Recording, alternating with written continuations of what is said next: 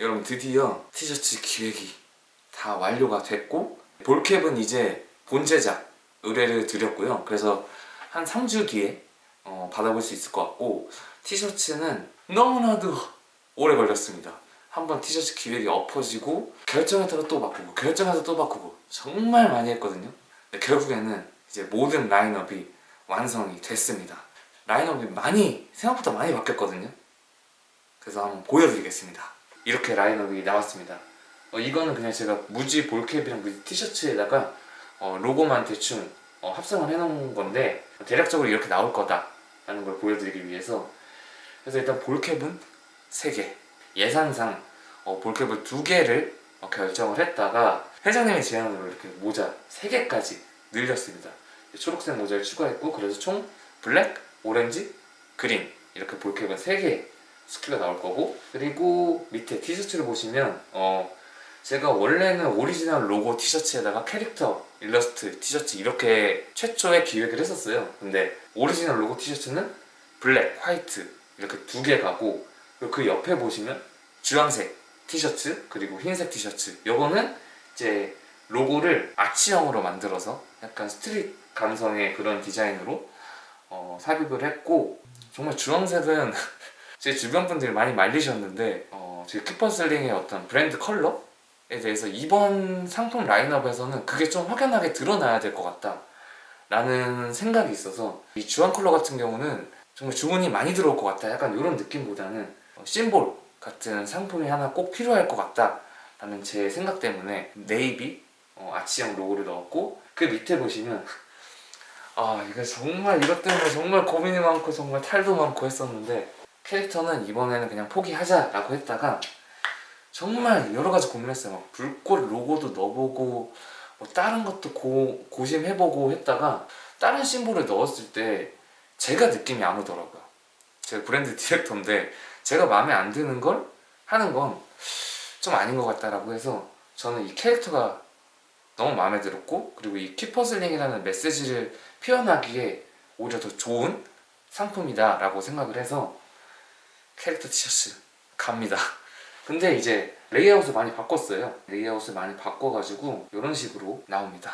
네, 이렇게 해서 키퍼슬링 SS 시즌 최종 라인업이 완성을 됐는데, 빨리 샘플 받아보고 본 제작 들어가고 해야 되는데 지금 시간이 많이 딜레이가 됐어요.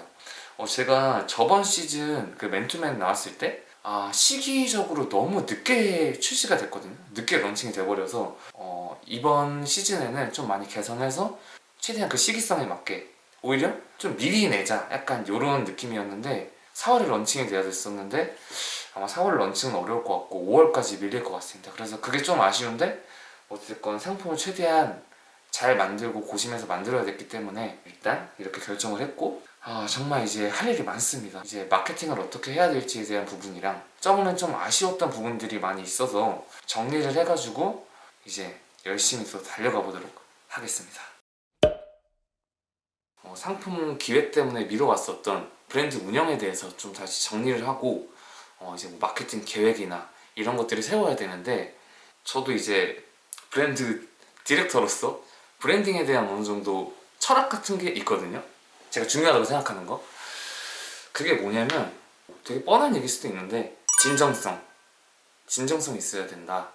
좋은 상품 만들어서 그냥 팔고 그게 건 바이 건으로 판매하는 게 아니라 브랜드라는 거를 운영하는 거기 때문에 브랜드에 대한 메시지, 철학 이런 거에 대해서 정말 진정성이 있어야 된다고 생각하는데, 그 부분에 대해서는 정말 저는 너무 진심이야. 난 이 키퍼슬링에 대해서 너무 진심이거든요. 그래서 그 진정성이 좀 잘 보여져야 되는 게 좀 중요할 것 같고, 그리고 또 중요하다고 생각하는 건 일관성. 저는 이게 브랜딩에 있어서 일관성이 정말 중요하다고 생각하거든요. 왜냐면 브랜드를 알리는 거, 브랜딩이라는 거는 정말 너무 오래 걸리는 일이고 굉장히 어려운 일이에요, 사실. 그래서 제가 사이드 프로젝트로 브랜드를 만들어서 브랜딩을 하고 뭐 이런 일이 굉장히 어려운 일을 선택한 거예요, 사실은. 근데 어찌됐건 브랜드가 가진, 제가 아까 말씀드렸던 어떤 진정성 있는 메시지, 철학 이런 것들이 일관되게 표현돼야지 고객들이 잘 인식할 수 있거든요. 뭐 예를 들어서 제가 이제 뭐 이 허슬라이프의 가치를 전파하고 싶다라고 했는데 실질적으로 뭐 그런 상품이나 그런 컨텐츠가 만들어지지 않고 뭐 다른 얘기를 하고 있으면 이 브랜드에 대한 일관성이 깨지면서 사람들이 확 인식하기가 어렵다. 그만큼 어떤 고객의 마음속에 들어가는 건 정말 어려운 일인데 그 메시지 자체가 일관적이지 않으면 정말 그거는 더더욱이나 브랜드 인식이 되지 않는다 라고 생각을 하기 때문에 일관된 메시지, 일관된 철학을 고객들에게 전달하는 것, 이게 정말 중요하다고 생각이 들어요. 또 가뜩이나 요새는 진짜 브랜드들이 너무 많잖아요. 너무 많아서 예쁘다, 멋있다 뭐 이 정도의 느낌이 아니라 정말 온몸으로 이 브랜드에 대해서 느낄 수 있도록 하는 거. 그래서 브랜드 경험이라는 게 뭐 예전부터 그랬고 항상 브랜드 경험은 너무 중요시 되었거든요. 최근에 봤던 것 중에 이제 나이키 코리아에서 일하시는 마케팅을 총괄하시는 분이 얘기하셨던 게뭐 예전에 나이키는 멋있는 광고들로 많이 나이키 된 이미지를 정립했는데 이제는 그 어떤 광고 컨텐츠로서의 인식뿐만 아니라 매장에서도 나이키라는 브랜드에 대한 어떤 경험을 하게 할 것인가, 어떤 경험을 제공할 것인가에 대해서 엄청 많이 고민하고 있고, 그래서 저도 최근에 뭐 나이키 매장을 갔을 때 그런 거 되게 느낀 게 요새 커스텀 해가지고 이제 모자에다가 나이키 원하는 자수를 선택해서 이렇게 새길 수 있도록 하고, 그 외에도 뭐 이제 NRC 이제 앱으로 자기가 어떤 뛴 거리나 이런 거를 기록하고 이런 것들 많이 보셨잖아요, 인스타그램으로도.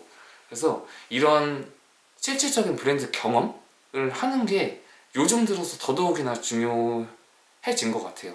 그래서 저도 이 키퍼슬링을 통해 이루어지는 모든 경험들, 키퍼슬링 상품뿐만 아니라 뭐 이제 인스타그램에 있는 콘텐츠라든지 패키지, 배송, 그래서 고객 경험을 할 수 있는 모든 것들에 대해서 그 일관된 통일된 브랜드 밸류를 줘야 된다. 이게 가장 큰 방향성이고, 그럼 저와 같은 이 키퍼슬링과 같은 스몰 브랜드들은 또 어떤 강점을 가져야 될까에 대해서도 좀 고민을 많이 하는데, 이런 스몰 브랜드가 대형 브랜드들 안에서 생존하기 위해서는 정말 적은 수지만 그 브랜드를 정말 좋아하는 진정한 팬분들을 만드는 게 진짜 스몰 브랜드에 있어서는 가장 중요한 거라고 생각을 하거든요. 또 그리고 대형 브랜드들이 가지지 못한 유일한 강점이 하나 있다라고 본다면 긴밀한 소통이라고 생각을 해요. 그러니까 대형 브랜드들은 워낙 고객 풀이 넓다 보니까 한 명 한 명 소통을 하기가 사실 쉽진 않은데, 스몰 브랜드 같은 경우는 고객의 풀이 작기 때문에 한 명 한 명 긴밀한 소통을 할 수 있다는 점이 스몰 브랜드가 가진 정말 유일한 강점이자 돌파구라고 생각을 하거든요. 그래서 하여튼 뭐 서두가 길어졌는데, 제가 앞서 말씀드린 그런 어떤 운영 방향성에 대해서 가장 제가 선호하는 어떤 포맷이 고객 여정 맵. 제가 본업에서 이제 마케팅을 할 때도 이 포맷, 이 모델을 많이 활용해서 정리를 하는데, 그래서 이게 뭐냐면 고객들이 브랜드를 인지하는 데서부터 상품을 구매하고 배송을 받고 그리고 이거를 다른 사람한테 알리는 그 단계 하나하나를 좀 쪼개서 분석하는 뭐 그런 정리 모델이다 라고 볼 수 있을 것 같은데, 제가 뭐 간단하게 보여드릴게요. 그냥 쭉쭉쭉 그냥 써내려간 거거든요. 그래서 아직 뭐 정리는 안 됐는데 이 단계별로 나눠요. 브랜드에 대한 인지, 그리고 구매를 고려하는 상황, 그리고 구매, 그리고 제품을 수령하는 단계, 추천, 뭐 재구매, 요 정도까지의 단계별로 나눠서 세로축을 보시면 고객 분석. 고객 분석은 말 그대로 고객들에 대한 분석이에요.